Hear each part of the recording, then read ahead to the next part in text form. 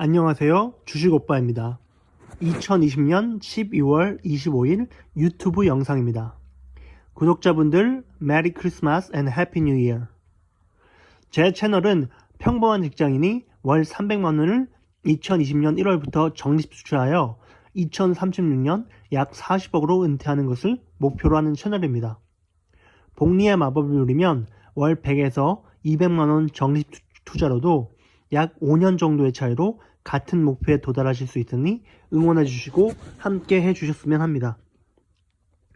오늘은 제가 지금까지 말씀드렸던 몇 가지 우량 ETF들 중에 국내 주식 ETF, 국내 상장 해외 ETF, 해외 직접 투자 ETF의 매수 시 유의사항, 세금 부분, 그리고 저의 노하우를 공유해 보려고 합니다. 끝까지 시청해 주시고 중간에 광고도 기쁜 마음으로 끝까지 시청 부탁드립니다. 먼저 제가 투자하고 있는 국내 주식 ETF로는 코덱스 2차전지 산업이 있습니다. LG화학, 삼성 SDI 등 약 10개의 우량 대형 그리고 중형 배터리주에 골고루 투자하는 ETF 종목입니다. 배터리 기업 하나하나의 가격은 맞출 수 없지만 한국의 배터리 기업들은 이미 세계적인 경쟁력을 가지고 있다는 판단 하에 전기차 보급률이 세계적으로 아직 5% 정도도 안 되었기 때문에 배터리 기업들의 주가는 10년 이상 장기적으로 우상향을 그릴 것이라는 판단과 전기차 보급률이 10%를 넘어서는 시점이 되면 한 번 더 폭발적인 시세가 분출되지 않을까 합니다.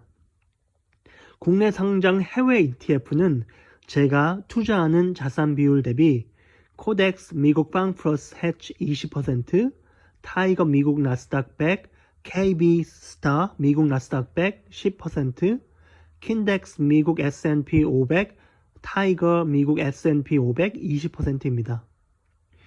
구독자분들이 간혹 이 두 종목들 간의 차이를 문의하셨는데요. 이제는 타이거 미국 나스닥 100 ETF 같은 경우 수수료도 KB 스타 미국 나스닥 100과 0.07%로 같아졌기 때문에 큰 차이는 없는 것 같습니다.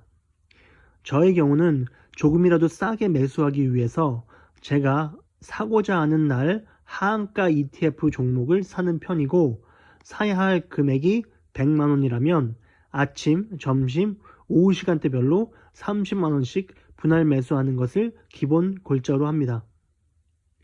코덱스 빵 플러스는 나스닥 100 종목 중에서도 페이스북, 애플, 아마존, 넷플릭스, 구글, 엔비디아와 같은 종목에 집중 투자하는 상품인데요. 이 기업들이 나스닥 시가총액 10위 안에 거의 포진하고 있어서 한국으로 치면 코스피 타이거 탑10 ETF 같은 성격의 나스닥 탑10 ETF라고 이해하시면 되실 것 같습니다.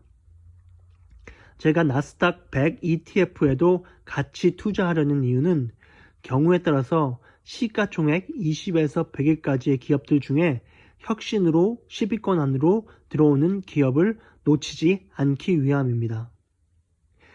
S&P 종목의 같은 경우에 11개 섹터를 나누고 미국 상위, 즉 전세계 상위 500개 기업이 섹터별로 골고루 편입되어 있는 ETF입니다.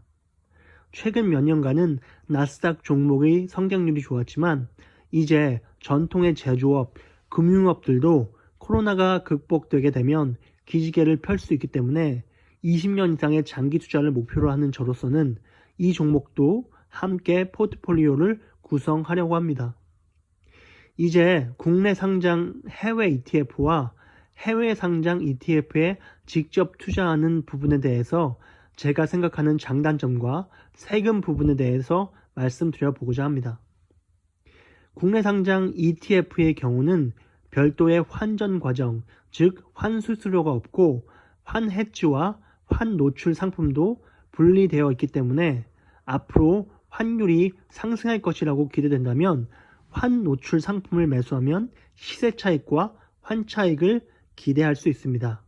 그리고 한국 시간에 거래되기 때문에 투자가 용이합니다. 이제 세금의 관점에서 보면 기본적으로 타이거 탑10과 같은 국내 주식형 ETF는 매도 차익에 대한 세금이 없습니다.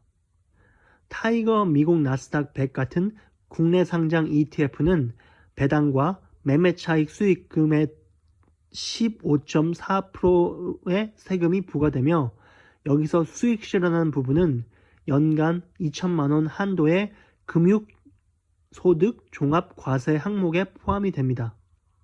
개인이 금융소득으로 2천만 원 이상을 번다면 그 세율이 42%까지 올라갈 수 있으니 주의하셔야 합니다.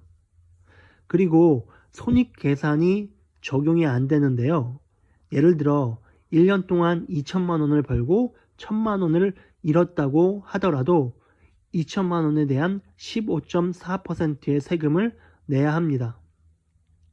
반면 나스닥 100을 추종하는 QQQ, S&P를 추종하는 SPY 같은 해외 상장 ETF에 직접 투자하는 경우에는 매매 시 매번 달러로 바꿔서 사야 하기 때문에 환전 수수료, 배당에 대해서는 15.4%의 세금, 운용 수수료는 약 0.4%가 있는 대신에 배당 수익도 약 0.6에서 1%가 있기 때문에 결국에 국내 상장 해외 ETF와 큰 차이는 없는 것 같습니다. 매매 손익 계산 적용 후에 250만 원까지 비과세이고 그 초과분에 대해서는 22%의 양도세를 내야 합니다. 예를 들어서 3천만 원을 벌고 2,750만 원을 잃었다면 3천만 원에 대한 세금이 없고 수익 250만 원에 대한 세금도 낼 필요가 없습니다.